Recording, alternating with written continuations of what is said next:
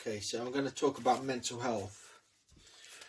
And mental health is such a big subject with so much emotion, so much views, whether that's positive or negative.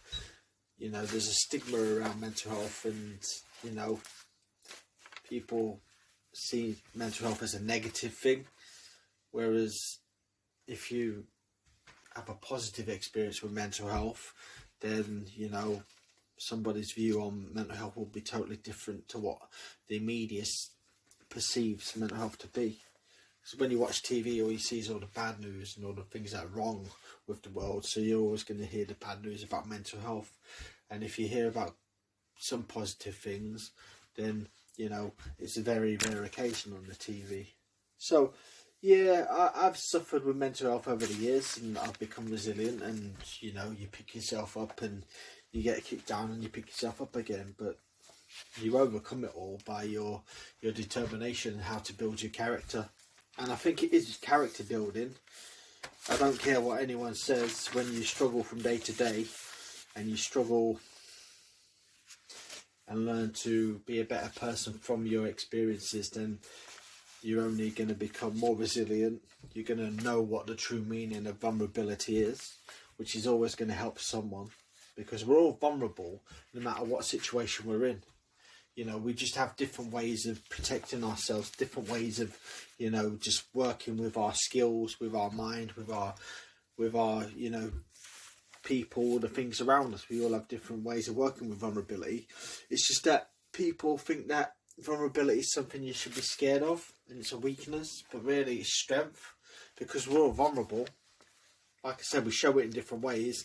We just iron out our vulnerability in different ways. So it could be that you take an experience to iron out your vulnerability, or it could be the fact is that you already know how to cope with your vulnerability from previous experiences.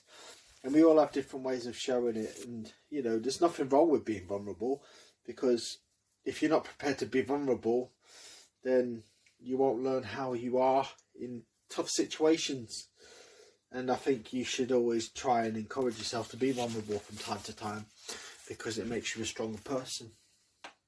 And it really is character building, because once you've discovered the way you work with your vulnerabilities and how your body works and reacts to the pressures and stresses around you, which mental health taught me and gave me the courage to put myself in new situations, different situations, and iron out my vulnerability in different areas of my life, whether that's working, being a father, whether it's